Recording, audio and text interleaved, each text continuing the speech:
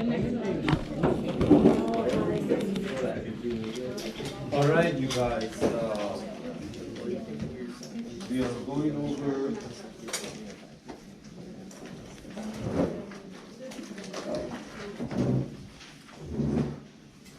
We're going over the reproductive system. We went to talk about the male reproductive system on Monday. Today we're going to complete this and do the female reproductive system.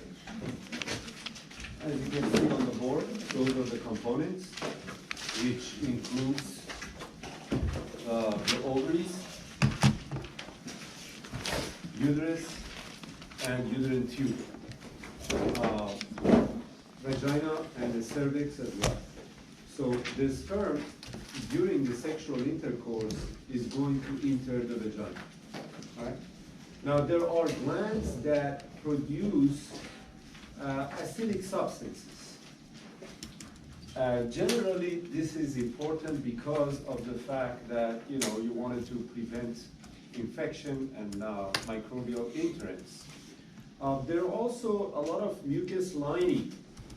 The mucus lining are designed to, capture the intruders. Sperms are a foreign cell. It doesn't belong to the female body. So for that reason, your whole immune system is going to try to attack these foreign cells. All right. The sperms then is going to pass the cervical area. Here's the cervical canal. And then it will enter the cavity or the lumen of the uterus. All right. As far as the uterus goes, as you know, there are several different walls, perimetrium, myometrium, endometrium. They're all walls of the uterus, and most of the perimetrium is on the outside, and they serve as a protection role. Myometrium usually, or the thick part, this is important in giving birth, etc. And finally, the endometrium is the thin lining right over here that breaks approximately once a month, all right? Which you're familiar with the term of menstruation. So menstruation has a cycle. We'll discuss the menstrual cycle shortly, all right? But let's see what happens now. Some of the sperm, they're going to run out of energy and die. Some of the sperm, they're going to go into the wrong uterine tube. Again, usually the female reproductive system, they alternate. 1 month, one egg is going to be released, another month, the other egg from the other ovary is going to be released. So some of them, they're just going to go and run out of energy. There is no egg, but approximately, again, once a month, one of the egg is released in here, which this process is known as ovulation. Again, we'll discuss the ovarian cycle, all right? We'll discuss what happens inside of the ovary. But as we mentioned earlier, due to the peristalsis. Now, peristalsis is important. There are a smooth muscle contracting and relaxing and pushing this egg towards the uterine tube. There is a lot of name for this uterine tube. Sometimes this is known as oviduct or perhaps fallopian tube. They're all the same thing. Nowadays they call it uterine tube a lot. But uterine tube is a site of possible fertilization. What is fertilization? A sperm hits the egg. That's called fertilization. All right? So it has to happen around here, okay, in the uterine tube. You might have heard about ectopic pregnancy when that occurs outside of this tube.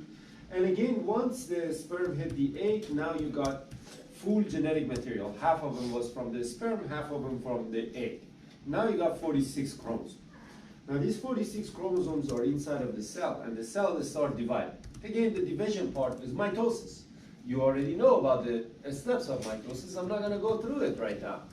All right, but basically what happens, the cell divides. One cell becomes two cells become four cells become 8 cells, etc. All right.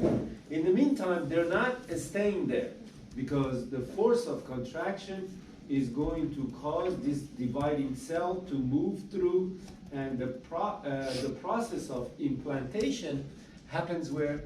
Happens in the uterus. Uterus, there is a lot of blood vessels that can provide nutrients, oxygen, etc. for this dividing cell. So it makes sense to do this division elsewhere where there is a lot of vascularization. All right?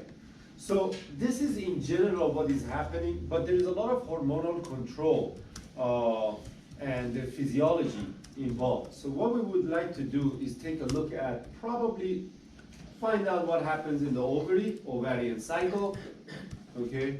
We will discuss probably what happens in the menstrual cycle, so we will take a look at the wall of the uterus, specifically endometrium, all right? And we also take a look at the gonadotropic hormone, which were the LH and FSH, similar to the male reproductive system, all right? So that's on the agenda. Let's go ahead and take a look at the ovaries first. All right, so there are a lot of primordial follicles. One thing that you should know is that the female born with a set number of eggs, all right? Throughout their life, you know, some of these eggs, they get released during the ovulation after the, you know, a person grows and so on, and reaches maybe adulthood or even teenager, you know. But then after a little while, you know, some of these eggs, they never release, but still they die off, okay? So at the earliest stage, these eggs are surrounded in some cells. Imagine, like, you know, you get an item and you put it in a plastic bag. The plastic bag is surrounding that item, whatever that item is. So those cells around the eggs are known as follicles, all right? But it's not just the bag that is holding an item. These cells, they can grow, they can multiply, they can get bigger, all right? They can get larger, for example, all right? So again, I'm not going to ask you in detail, but a primordial follicle becomes primary follicle becomes secondary follicle becomes Graafian follicle. What do you see in here? Just look at the size of it, you'll see. Look at the size in here, look at the primary follicle, look at the secondary follicle, look at the Graafian follicle. What do you see? Gets bigger. Yeah, it's getting bigger. So the cells around the egg is getting bigger. All right? When you get to the secondary follicle, you can see some antrum. These are nutritive and fluid substances in here. And now this area is growing. Now, few comments. These follicular cells around them, they're known as granulosa cells. You need to know that. And you also need to know that the granulosa cells, they are capable of making estrogen. All right? They're capable of making estrogen. All right? Remember, testosterone in male was made from interstitial cells, if you recall. Remember? Mm-hmm. Okay. These are the granulosa cells. That was interstitial cells. Okay. Now, as more and more cell divides, pay attention. Right here. You see there are more cells now. So you would expect the level of estrogen to go up. Because there are more cells.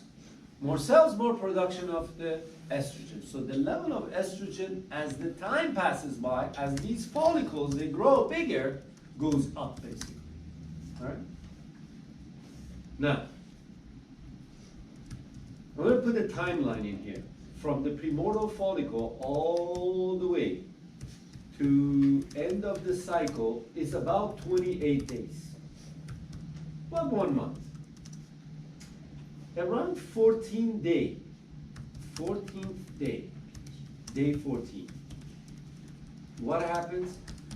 The egg is released. See, this is called, the egg is called oocyte. Another name for egg is called oocyte. Egg contains half of the genetic material. Is released. All right? This is called ovulation. Egg is released from the follicle. So in other words, this follicle ruptured. All right? Notice that this follicle is about to rupture. See, it's big, it's huge, and then it's showing you that, like, this could be day maybe 13. And then after that, you could see this follicle is rupturing right here, and the egg is released. This is called ovulation. All right? Events before that.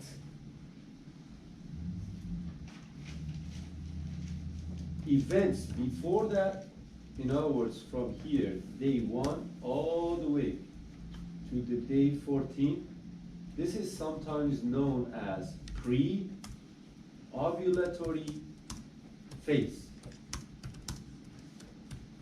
Before, ovulatory, ovulation phase.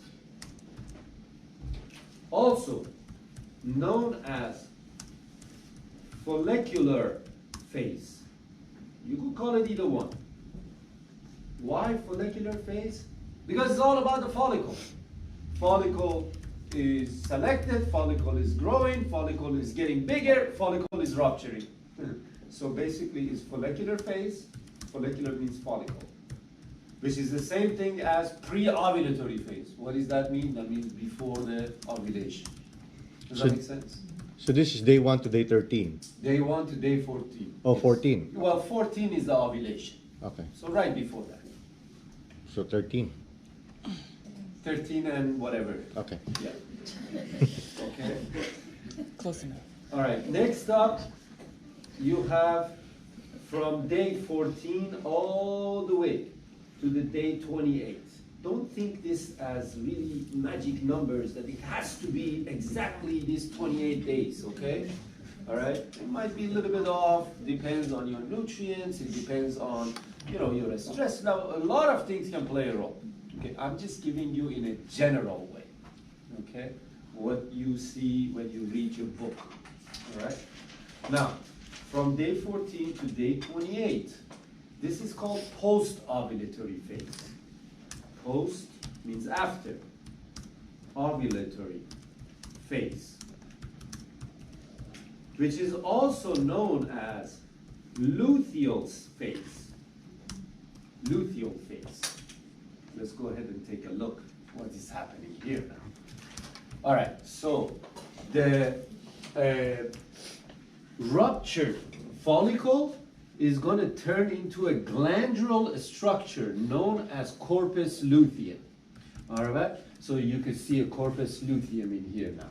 All right, now what you need to know is that corpus luteum can produce estrogen and progesterone. Okay, so estrogen and progesterone. I just put P and E. All right. Progesterone and estrogen can be produced and released from corpus luteum. So again, when the corpus luteum is functioning right, again, you expect the level to be high. Okay? All right.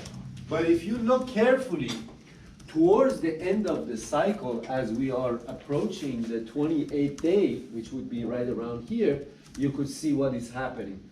Corpus luteum is degenerating. This is the same glandular structure, now is so small because they are degenerating. Again, the next cycle starts. All right? So, at this point in time, corpus luteum is degenerating. What do you think is going to happen to the estrogen and progesterone?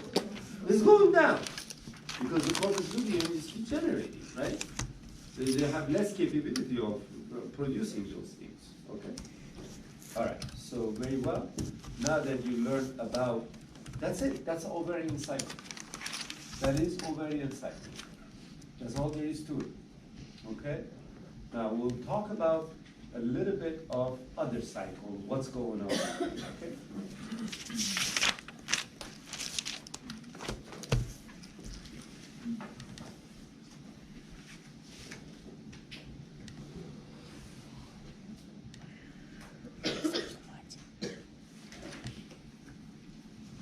There is going to be a regulation with everything, all right? So we will discuss next up.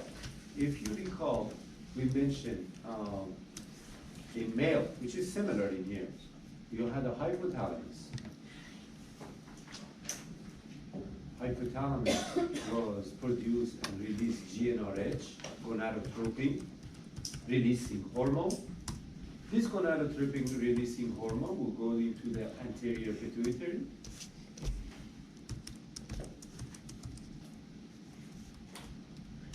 Same thing with the male, by the way. Anterior pituitary release LH, luteinizing hormone, and FSH, follicle stimulating hormone. Remember, just to give you an idea, follicle stimulating hormone in male was important in the sperm production. It had the S, remember? And the luteinizing hormone was important in the interstitial cells to release testosterone, right? Right. And there was a negative feedback controlling it. Right. So same thing in here, except that we are doing a little bit more. Now, follicle stimulating hormone. As the name of it implies, it stimulates the follicle. So making the follicle bigger and bigger and bigger. So this is kind of like the stimulation that they get. Whenever the follicle stimulating hormone is available, these follicles getting bigger. Luteinizing hormone is important in ovulation. Both of them is important in ovulation, but surge of luteinizing hormone needed for ovulation. What was ovulation? The egg releasing from the follicle. That was the ovulation, right?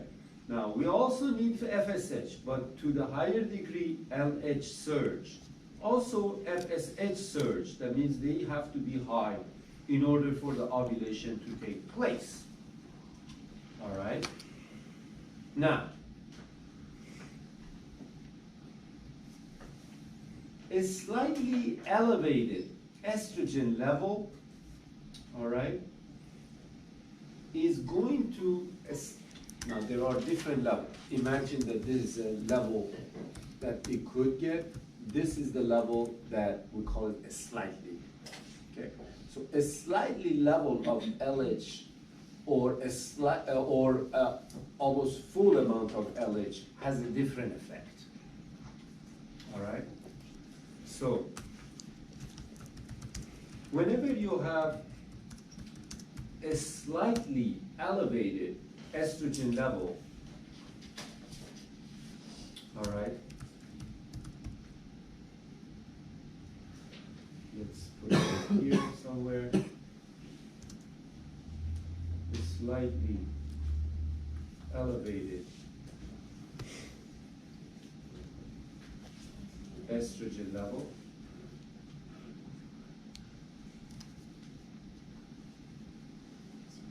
versus elevated estrogen level.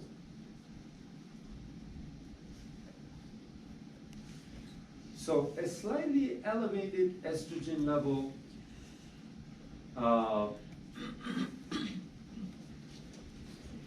gives you kind of like inhibiting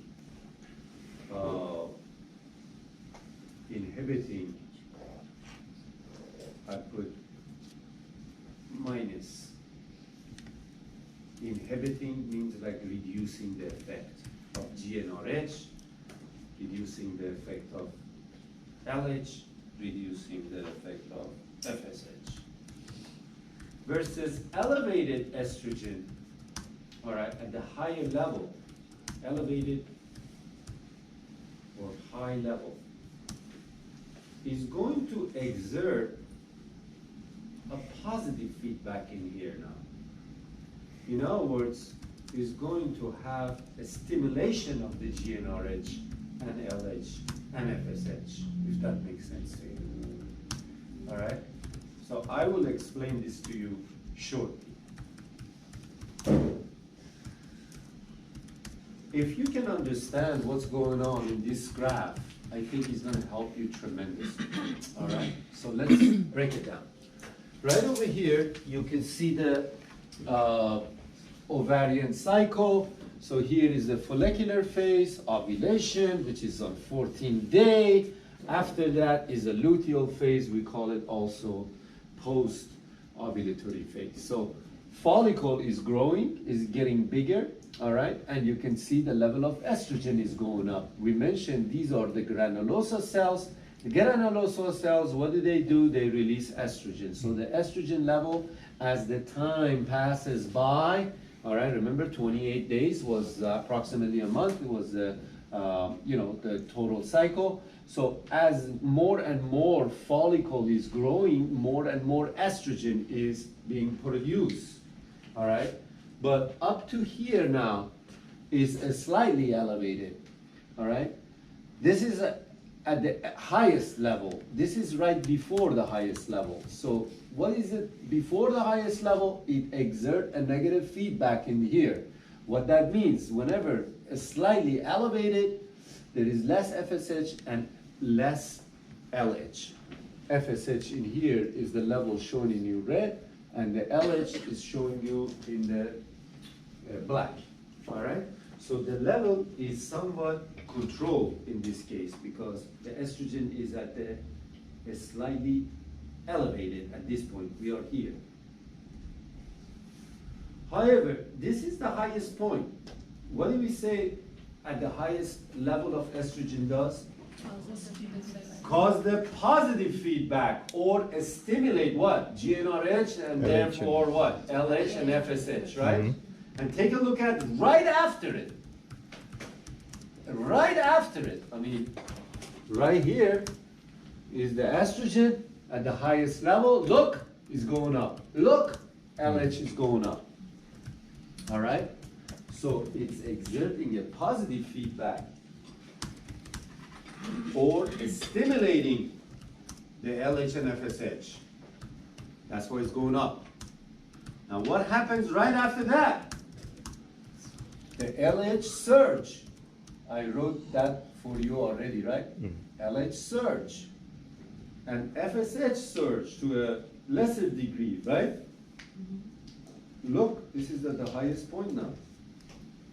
Look at the LH, it's at the highest point now. I'm going to enlarge it so you can see it better. You see this dot line? If we take this dot line, what do we see in here? Ovulation. So LH surge and FSH to a lesser degree causing ovulation. Does that make sense? All right? Ovulation is taking place. Right. Now, the follicle rupture. If the follicle rupture, that means some of the cells are not producing the estrogen anymore because they're ruptured. So therefore, the estrogen level is going to come down. All right? So notice that now again, the level of estrogen is at a slightly level. So guess what? FSH and LH is being inhibited again. Now, corpus luteum takes over. Corpus luteum produces what? Estrogen and progesterone. So this, both of them is going to be at the high level, but estrogen is right here, which is at a slightly level. Which what does it do? It exerts a negative feedback on LH and FSH. What that means? Both actually, progesterone and estrogen, whenever they are kind of like estrogen is slightly high and progesterone at the high level, they exert a negative feedback on LH and FSH. That means they are continuously low. Birth control pills works this way. Every day a person has to take these pills, all right? Which, in fact, depends on what type you take, but a lot of times is estrogen and progesterone. When there is an estrogen and progesterone now on the everyday, where is the, here, 0 to 28 days, imagine that I'm drawing a estrogen level for you now. Because you're taking these pills, you might have, like, you know, this level. This is when you are taking estrogen. This is for estrogen, is slightly elevated. And some of them is combination of both, progesterone too. Here we go. So here is the progesterone. Every day you're taking a pill, and guess what? The level is going to be high. If the level of estrogen and progesterone is high, what does that do to LH and FSH? Negative feedback, which means is low. So can you draw the LH and FSH on the 30-day period? Of course you can. What would it be? Yes, it's a straight line, but where? Low level, medium level, high level? Low level. Low level. So, if I wanted to draw FSH, it'd be probably like this. And if I wanted to draw the FSH, it'd probably be like this. So this one is the LH, and the red one was for FSH. Huh? So again, look at it. When these two level is low, because of these two level are high, or slightly high for estrogen, it keeps getting low and low and lower. What do we need for ovulation? You need surge of LH. That's not happening. It's continuously low. Person is not going to ovulate. What happens if you miss a day or two? No, it can't, because you're not taking estrogen and progesterone. Now the level of FSH and LH can go up. And surge of FSH and LH could cause Ovulation. ovulation. That's why you have to take it every day. All right? So,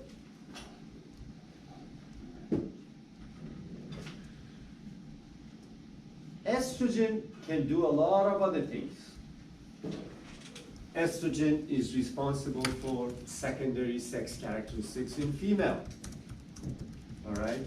Having less facial hair, having subcutaneous adipose tissues, all right? Have, sexual desire is high at this moment, and so on, all right? Development of breast is because of the estrogen, all right? So the breast becoming large, a person desire to have a sexual intercourse is increased. All of that is the effect of estrogen. All of that happening when you are approaching the ovulation cycle, right before the 14th cycle. So right after the estrogen increases, then LH and FSH is going to go increase, and that causes the ovulation to take place. And if the person have a sexual intercourse, now the egg is available to get fertilized. All right? So all the system is kind of like designed for progressive continuation of life. All right? That's the whole beauty of it when you're looking at the whole picture. All right? Because all the organisms, they wanted to continue life, reproduce. They wanted to, expand. So this is no any different. All right. By the way, the estrogen can do other things. Now, we're not going to talk about like all the effects of estrogen, but one of the important effects of estrogen is calcium absorption. Calcium absorption, estrogen is really important for calcium absorption. Note that a lot of times, after female reach their post-menopause and they're not ovulating anymore and so on, and the level of estrogen is going to be down because they don't have any more of those follicles. Now, you can make estrogen elsewhere, but not to the same degree, okay? So, what happens to the estrogen level? Goes down, right? Which, again, you might have heard about post-menopause syndrome or hot flashes and discomfort, and mood swings and all that, okay? But one of the physiological problems that could occur is lack of absorption of calcium, which could cause or contribute to the osteoporosis. Osteoporosis happens more in female than men, all right? It's a lack of estrogen. Now, don't get me wrong, some people taking estrogen supplements. They feel better, all right? And, a lot of those secondary sex characteristics can be delayed if you're taking estrogen supplements, all right? But there are problems with it, and you have to be careful with it. But one of those problems is breast cancer. Okay? People that are taking estrogen supplements or estrogen therapy, they have higher chance of breast cancer. They have higher chance of reproductive system cancer. Anyways, so it depends on the philosophy. Either way, let's go ahead and take a look at another important effect of estrogen. But before we do that, there is a link between the estrogen and menstrual cycle. Let's see what is the menstrual cycle to begin with. These are the wall of endometrium. Earlier I showed you the cavity of the uterus or the lumen of the uterus. Those cells are called wall of the uterus. You have perimetrium, you have myometrium, you have endometrium. The endometrium is the part that is thinner. All right, look at all this vascularization. There's a lot of blood vessels. All right, but they can break down. All right, and then they can rebuild again. All right, so throughout the cycle, they can break down, then rebuild again. All right, break down, rebuild again. All right, now, interestingly enough, the onset of menstruation or menstrual cycle is linked to estrogen and progesterone. They're dropping down. All right, notice that because of the corpus luteum, because these two hormones were produced by corpus luteum. As they degenerate, look, it's getting smaller, degenerated. Right? This goes down now.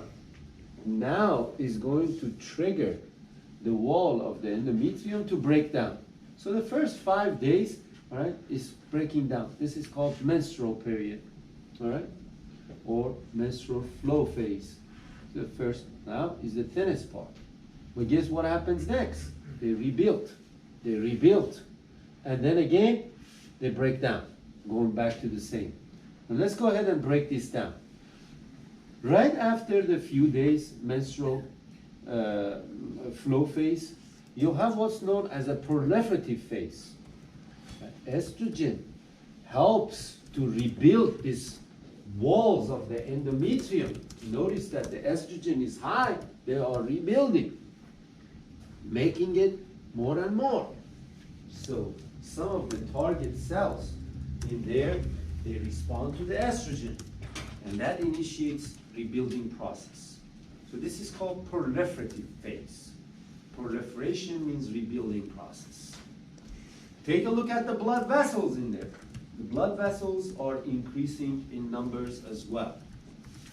The whole idea of these endometrium being thick is it's preparing for possible pregnancy. If you have a dividing cell, all right, now you could implant in here, and then the cells can multiply, and there is plenty of blood vessels reaching out to these dividing cells. Pretty soon, all the embryo, placenta, all these things that start forming, which we're going to step into the embryology. All right? And we are not having time to go over the embryology. It's a course by itself now. Right? It gets complicated. I'm not going to get into the embryology part. But the point is that first is the proliferative phase, then is the secretory phase. Well, what do you use secretory phase for? Because there's a lot of vascularization. All right. Now the endometrium is at thickest when? Right after ovulation. See, presumably right after the ovulation and right after the person had a sexual intercourse, this could get fertilized. And once they get fertilized due to the wall of the uterine tube, peristalsis and so on, that dividing cells can implant in here. They're already thick enough. They can support these dividing cells. All right? What if there is no sperm? What if the egg is just ovulating and whatnot? You know, no, this is not happening. All right? This is not happening. So the egg is preparing for the possible pregnancy, but if that is, there is no dividing cell, breaks down again. All right? Back into the first cycle. All right? So the idea of maintaining the wall of the endometrium linked with this estrogen and to some part progesterone as well. The idea of rebuilding the estrogen, rebuilding this wall is mainly the estrogen. All right? So estrogen can do a lot of different things in this case. Like I said before, if you can understand this figure, what is happening, I think you probably know the majority of the physiology-related concept. So once again, we got GnRH from the hypothalamus that release and goes into the pituitary, and anterior pituitary produce LH and FSH. All right?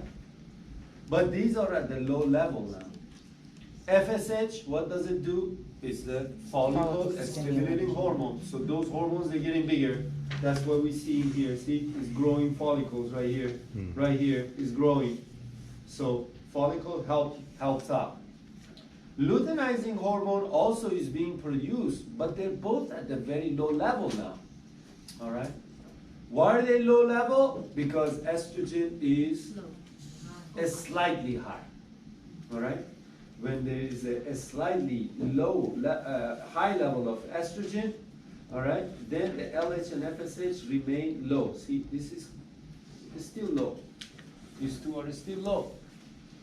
But when the estrogen elevates, right here, it's the highest level, then you have surge in LH and FSH, which causes the ovulation. Surge of LH and FSH triggers the ovulation. Now, if I ask you what causes or what are these causing the ovulation and so on, is not estrogen. Estrogen is initiating that, but is actually surge of LH that is requiring the ovulation. In other words, if you have an individual and give it LH, for example, the LH is at the high level, you're going to see ovulation quicker. Does that make sense? Mm-hmm. Versus if you give the individual a high level of estrogen, first LH has to go up and then ovulation. Look at the level right here. See, estrogen comes in first, then ovulation. Right? Okay. So first is estrogen, then LH, then ovulation. So right before the ovulation is the LH, see? It's a level right here. Before that is the estrogen level. So although we're saying the LH surge is needed, all right, but in order to get the LH surge, if I ask you, what is the hormone that causing the LH surge to happen, then it's what? Estrogen. Estrogen. You see what I'm trying to tell you? Yeah. Right? One triggers another. Okay? All right? But they are linked. So,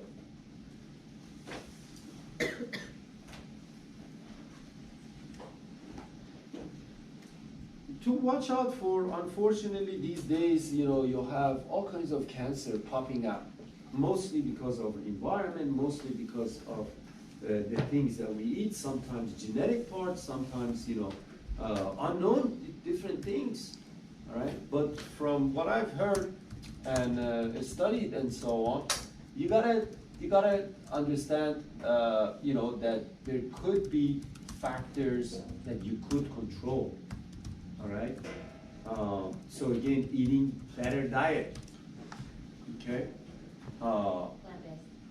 Plant-based. Plant-based. Only you gotta be careful though, like you said, you know, plant-based is good diet. However, you have to be careful with the amount of pesticides and all that junks and, you know, things that end up in the plants too sometimes, you know. When I see all these rains and so on, there's a lot of runoffs. Unfortunately, a lot of people using all kinds of junk in their garden. You know, they're putting a lot of Roundups, they're putting a lot of pesticides because, you know, they don't know about the better thing to do. And unfortunately, when it rains, all of this is going to go to the water reservoir.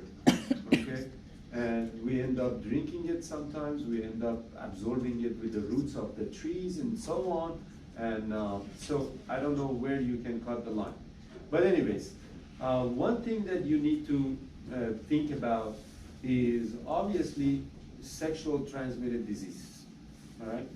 You have to try to have one partner and stay with your partner. Having multiple partners, there are more risks. All right? Some of the cancer and the diseases comes in from viruses. You probably heard about HPV, human papillomavirus. In male, HPV is asymptomatic. It doesn't have any symptoms. In female, however, that could cause cervical cancer. Okay? So you gotta be careful, and it's always a good idea to know your partner as well. All right? So that's one issue. Again, pay attention to the things that is happening in your body. If you have a discharge of different colors, for example, go and get help. You know, sometimes it could be telling you that there are problems, all right, and you gotta attend to it. Like I said before, people attend to their phone more often than their body. And if something's wrong, you know, right away you have to get it fixed, or you go and change the oil of your car.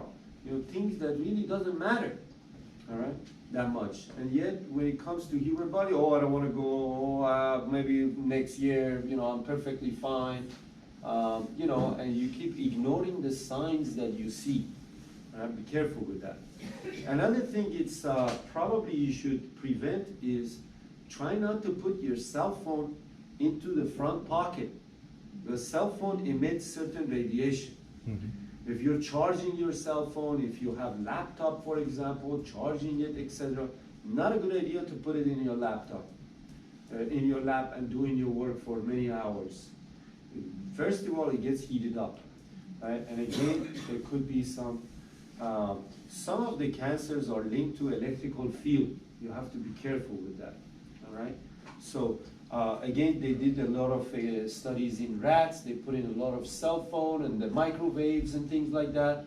And a lot of them, they developed different type of cancer, all right? So as you can know, there is ovarian cancer, there is uterus cancer, there is, you know, in males too, testicular cancer, there is, you know, breast cancer, there is prostate cancer. So, you know, you're more vulnerable that way. Now, a lot of people say, oh, I've been doing it for years and nothing is happening to me and so on. Well, sometimes cancer develops for many, many different, you know, it takes a long time to develop. And for every person is different, all right? So it's not a concrete thing yet. But again, you know, cigarette smoking, you know, thought to cause cancer for many years until it was proven fact, all right? And there was a lot of lawsuits, and it took, like, I don't know, about 70 years or so, all right? So again, would you want it to be at risk until that time? You probably don't want it. In children, it's even worse, all right? Because children, they have thinner skin, all right? Their skull also is a lot thinner than the adult individual. So the amount of radiation is actually penetrating more. Something to think about, all right? So if you're talking to somebody, it may not be a bad idea to put it on the speakerphone, especially if you're not bothering someone, you're in the car or whatnot, you know, if you have maybe Bluetooth or something, you could put it in the car and talk to somebody rather than putting it in your ears and things like that, all right? So a lot of technology, we don't know what it can do to our body but we are getting exposed all the time, all right? Stay away from viruses and sick people. That's another thing that you should do, all right? Because again, you're gonna be more vulnerable, more chances, all right? And not everybody will tell you what they have, even if they know it. There have been many, many cases that person had STDs, for example, and didn't know, all right? Or they knew, but they didn't tell the partner, you know? After they find out, you know, it's too late, okay? I'm not gonna go over the HIV, I'm not gonna go over gonorrhea, I'm not gonna go over all those things, you know, syphilis and things like that. But you could educate yourself, all right, to understand what's going on. Not necessarily the bottom line of, what is the life cycle of it, how does it, you know, but how does it contract and transmit it? I think that would be something that you could educate yourself and prevent it if you can, all right? Any questions on the reproductive system, you guys? All right, so we are done with the lecture. I wanted to get into the immune system. We didn't get a chance to. I guess I have to leave that to the microbiology instructors. They usually go over the immune system, all right? I have to share something with you guys. First of all, overall, I am happy with your performance for the most part, okay? I think a lot of you guys work extremely hard. I could tell, I pass by all the time the tutor, I communicate with them sometimes, you know, and a lot of you guys showing interest, which again, that's another good thing, all right? Sometimes it's not only the grade that is important, but how much you actually learning from the course. So a better question for the next course to take is, if somebody or friends took it, you have to ask them, did you learn anything, all right? And if so, then that would be a valuable, not was it easy A or, things like that. Because if you're not preparing yourself, you're not gonna be at the head of the pack, all right? And then when you go to professional school, I assume a lot of you guys wanna go and continue education in nursing, in grad tech, in pharmacy, in whatever the cup of tea is, you know, then you're gonna be facing with challenges that you cannot overcome. All right? So the reason why I actually pushed you a lot and give you guys a lot of assignments and told you do this and do that and so on, to give you an idea and a discipline to what you're going to be facing a little bit later on, is going to be more condensed and more information and more material and more things to do. All right? So I just wanted to push you to the best of your ability. That was the only reason why. Now, sometimes, you know, just like a coach, I might be, you know, telling you, or you might feel that I'm harsh or so serious or whatnot. Again, I wanted to get the most out of you. I hope you guys understand that part, okay? I wanted to push to your limit so that way you work harder. And I think for the most of you, I cannot speak for everybody, but for the most of you, from the grades that you have been getting and so on, from the study habit that you've been doing, from studying together and so on. I hope you guys had fun and you had a good learning experience as well. And I'm going to apologize if you thought that I was too harsh on you or whatever the case might have been. All right, that was not my intention, okay? But you'll have to understand, instructors are human just like you, you know. Sometimes we get stressed over things as well. Sometimes there are too many students. Sometimes there are too much things to do. There are too many projects. So don't think like, you know, we are any different. We're all getting a lot of work as well. Now remember, for every quiz that I give you, I have to grade them, okay? And I've been giving you more and more quizzes here and there. For every exam that I give you, I have to grade them, okay? So the more work I give you, I'm also creating more work for myself. But that's the way it is, and I'm happy to do that, knowing that you get something out of it. All right? Otherwise, they're not going to be paying me if I give you one quiz. They're not going to pay me any less. I'm going to get paid the same way.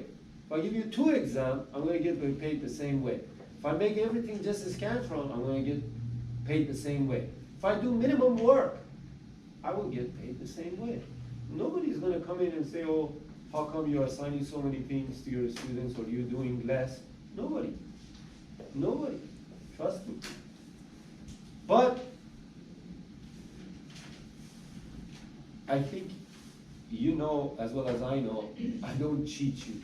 I'm not gonna cheat you on your education, and I'm not gonna cheat you on your money that you paid, and I sincerely hope that you got something out of the class, okay? If you did, that's wonderful. If you didn't, maybe I didn't do a good job of getting the most out of you. I don't know. But anyways, we are done with the lecture, you guys. Unfortunately, I have not finished with finishing up the final exam. But generally speaking, majority of the question, 80% or so, is going to be from respiratory system, is going to be from urinary system, Digestive, milk. digestive system, and reproductive system. Okay? What's the other 20? The other 20 is from the things in the past. Like, All right, so I'll give you, there is a study guide, you guys can look at it. I printed it. I don't know how much time I have. Again, I have so many other things to do. But if I see that the study guide is not sufficient, you know, give me the weekend to work on it. And if I make any changes, look over it again on Monday. Now, we'll meet next Wednesday. There is no class on Monday. That's a finals week, all right? So, you know, you could get together and study if you like, all right? I will give you guys a reminder that you need a folder. On your folder, you should have your name, your email, which class you're in, like Monday lab, for example, and the term in which you took. For instance, you know, fall of 2019, physiology, all right? Write your email somewhere in there, so in case I have a question or something, I couldn't find something, I could email you and communicate with you. Sometimes I do have your emails, but sometimes you don't check them because of the school and you might have a private one or whatever.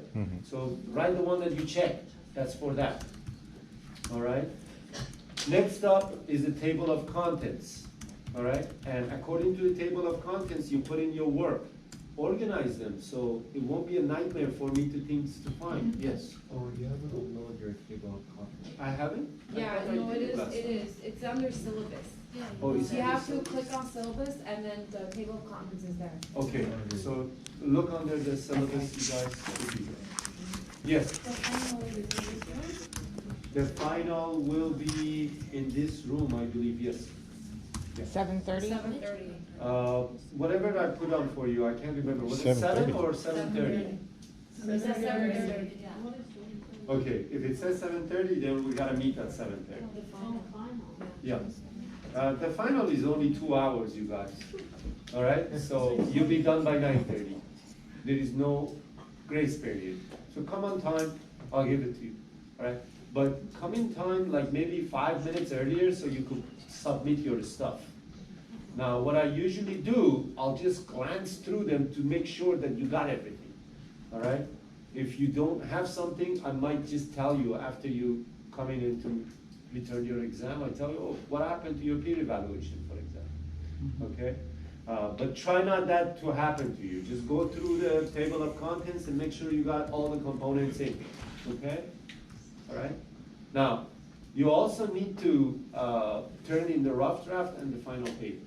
So make sure you get the rough draft from your friend and their comment, and have your final paper revised. Okay, so based on what I can remember and what I'd like you guys to put your focus on, really quickly, you probably need to know, you know, the level of organization. We started at molecules or atoms making molecules, molecules making up the cells, cells make up the tissues, tissues make up the organ make up the organ system making up the organism, all right? So we also talk about the role of principle of complementarity. We also talk about what is negative feedback and positive feedback and homeostasis. That was highlights of chapter 1. Chapter 2 was chemistry involved. Make sure you know the subatomic particles, that is proton, electrons, neutrons. What is the mass number? What is the atomic number? Atomic number was the same number of the proton, mass number was number of proton plus number of the neutron. Make sure you know about the energy level. 2 electron goes on the first, 8 goes on the second, 8 goes on the third, etc. Make sure you understand how molecules can form different bonds with one another. Some of the bonds that we discussed were the covalent bonds, hydrogen bonds, and ionic bonds. So look and review those. All right. We also talked a little bit about the water properties, and we went on to talk a little bit about the macromolecules. All right. So how are the macromolecules formed? Remember we discussed 2 important reactions. That was dehydration and hydrolysis. Hydrolyze, lyse with water. Water comes in and breaks down. So basically this is when you're making a smaller molecule. Right? Dehydration, basically water is lost and you're putting 2 molecules together. This is when you're making larger molecule. So identify and be able to know the role of enzyme. Okay?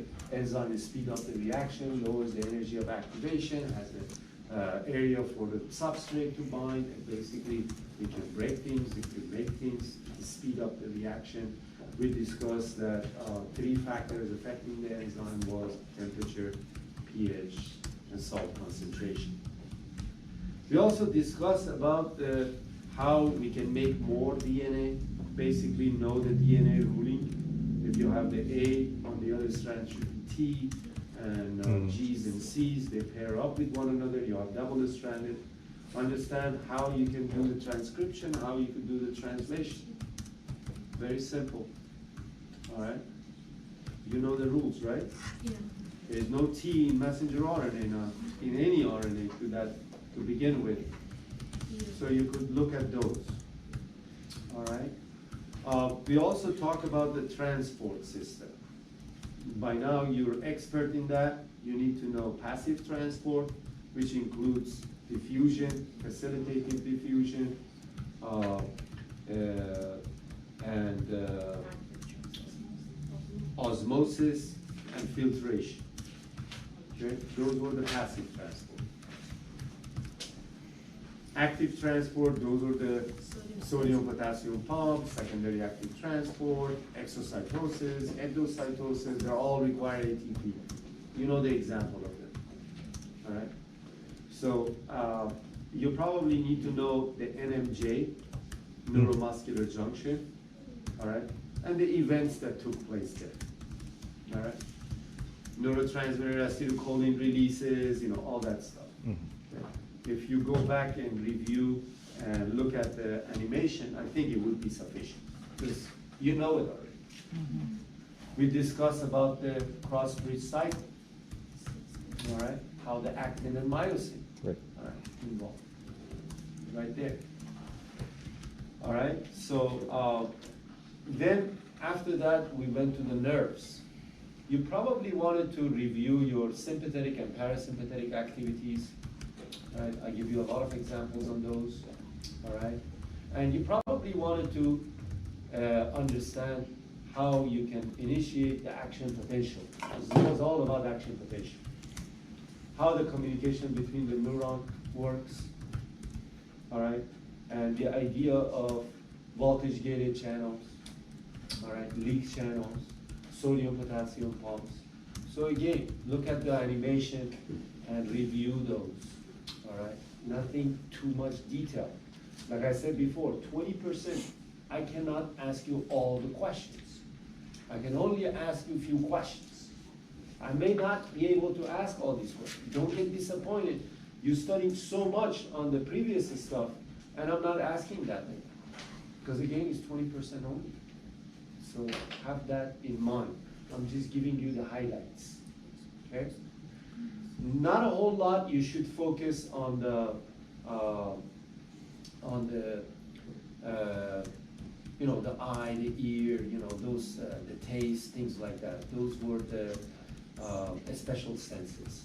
We discuss it and basically it's more detail oriented. I think you had enough. Then we went to the heart, all right, the cardiovascular system. We discussed about the blood, the hemoglobin and all that stuff, and the characteristics of the blood, the white blood cells, and how you do the blood typing, right? And then we discussed about the heart. What was important about the heart was the ECG basically, and the cardiac cycle, all right? Know the equation. Cardiac output equals to what? Heart rate and stroke. Heart Heart rate rate. multiplied by Stroke volume. stroke volume. Know the three factors that affect the stroke volume, all right? And then we discussed the blood vessels, arteries, veins, and capillaries. We discussed about the layers, we discussed about velocity, we discussed about the diameter, but most importantly was about blood pressure, factors that affect the blood pressure, all right? Which was equals to cardiac output multiplied by peripheral resistance. And the peripheral resistance was involved in length, diameter, Viscosity. and viscosity. We also mentioned that the volume, it has something to do with the blood pressure as well. Okay? So in a nutshell, that was important parts of the cardiovascular system. Then we went to the more serious stuff now, 80%. We discussed about the respiratory system. You probably wanted to know what happens when you inhale to the diaphragm and what happens to the pressure inside of the lungs and also the volume. So when you inhale, what happens? The chest cavity expands, pressure goes down, volume Goes up. goes up, Boyle's law, right? Okay, Inversely and then when you're doing the exhalation, what happens? Opposite, basically, all right? We discuss about two type of disorder, restrictive and obstructive.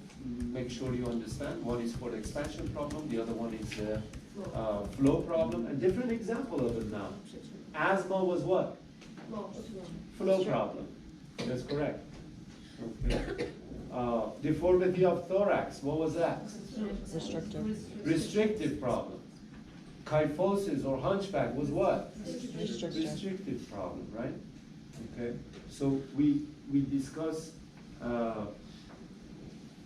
about regulation as well, right?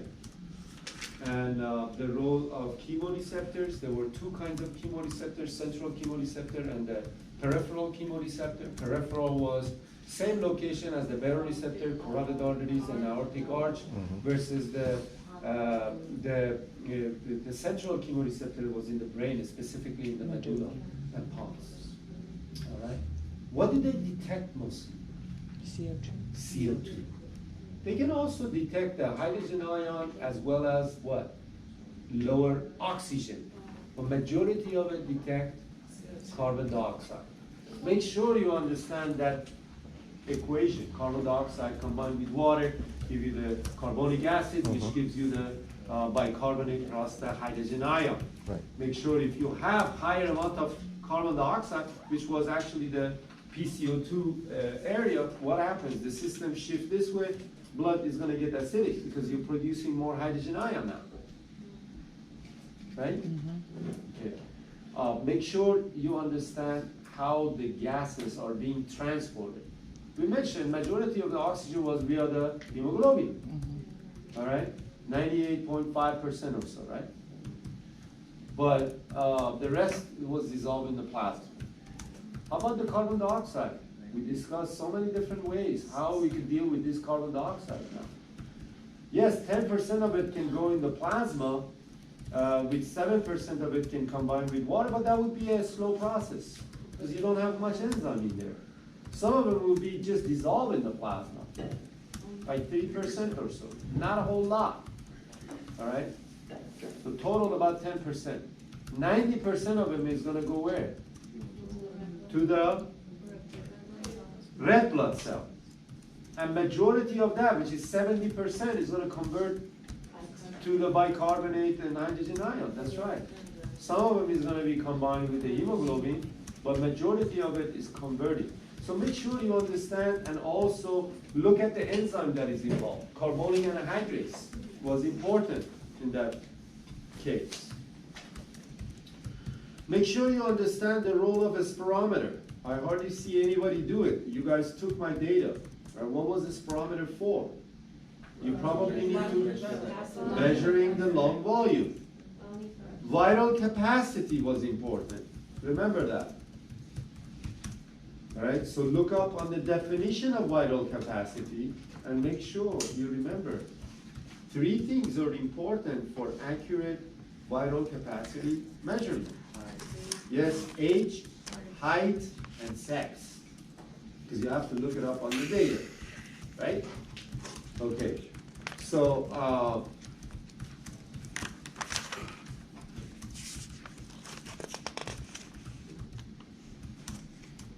don't remember anything else as far as the respiratory system. Did I miss something? I think the majority of it was that. All right, next up was the urinary system. Urinary system had a lot of physiology and we spend more time on it. So make sure you review it more. There probably will be more question on it. There's no shortcut. You gotta know everything that happens in the nephron. What happens on the glomerulus and the Bowman capsule, basically filtration, what stuff getting filtered. All right, what happens on the first part, PCT, a lot of reabsorption, and also some secretion. What are you reabsorbing, how, paracellular pathway, transcellular pathway, how water is getting reabsorbed, how many percent of water getting reabsorbed, 65%, all right? Sodium gets reabsorbed, amino acid gets reabsorbed, glucose gets reabsorbed. Make sure you go over the mechanism. What happens to the descending loop? What happens to the ascending loop? Again, ascending loop was only permeable to sodium chloride, whereas descending loop was about 15% to the water reabsorption take place. Again, the osmolarity increases as you go down. The highest osmolarity in the nephron would be where? At the bottom of the loop of Henle. All right? The last 2 parts, DCT and the collecting duct, operated via the 2 hormones. The 2 hormones that we discussed were what? ADH and aldosterone. Make sure where they're coming from. Pituitary gland and That's adrenal. right. Adrenal Posterior pituitary, ADH comes from, and Adrenal gland. adrenal gland, that's where the aldosterone comes from. Make sure you know that what does it do. Okay, creating those water channels, for example, the ADH, and make them open, right? And the other one, aldosterone, making more sodium potassium pump, and basically understand that mechanism. All right, so make sure you review the 3 processes of filtration, reabsorption, and secretion. Secretion, it was just hydrogen ion and drugs. Make sure you understand the GFR. What is normal GFR? Make sure you know how to calculate net filtration pressure. Remember the forces that we discussed? All right, so if I give you a bunch of numbers, make sure you know what you're doing.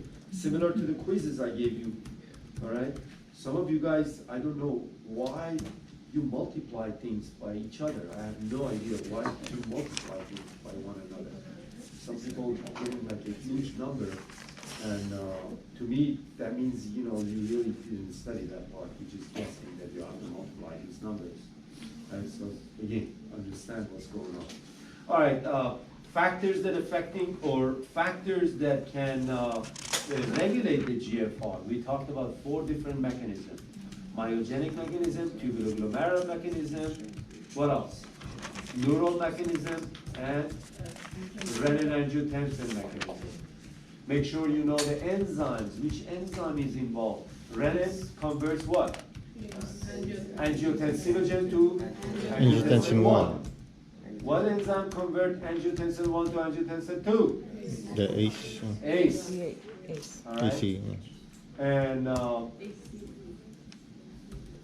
antigen converting enzyme, ACE. All right? And what are the 5 things that angiotensin II can do? Thirst center. Increase the thirst, Vasoconstriction. vasoconstriction, increasing the MAP, Reducing the birth rate. stimulate the ADH, stimulate aldosterone. What was the 5th one? Vasoconstriction of afferent artery. Vasoconstriction of efferent arteriole. Very well. All right. How many questions will there be in total? You know what? I'm still working on it. I can't tell you, but I'm hoping that I could give you more questions. All right, Good. but I don't want to give you too many so that you run out of time and you don't have time. But on the other hand, I just don't want to give you 50 questions either. I want to maybe expect something like maybe around 75 or something. All multiple questions or? Huh? It's all multiple questions or fill in the blank? Yeah, it will be some fill in the blanks too. Yes. Do we have an extra credit in the test? Or I might give you some extra credit on the exam. It won't be that much, but it might be like maybe 10 points.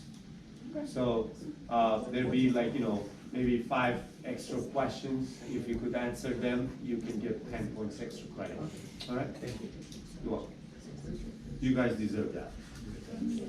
All right, and then getting back to the thing, I think that was as far as I want to talk about the urinary system. Of course, the components, ureter, urinary bladder, that's the easy part, right? Okay, put that on the side. We discussed about the digestive system. Make sure what happens on each segment, basically, what is their job. Make sure how and where you're producing hydrochloric acid, basically in the stomach, parietal, cells. We went over the mechanism. Most digestion absorption happens in the what? The small intestine. Make sure you look at the role of CCK and secretin, both in bile regulation and pancreatic regulation.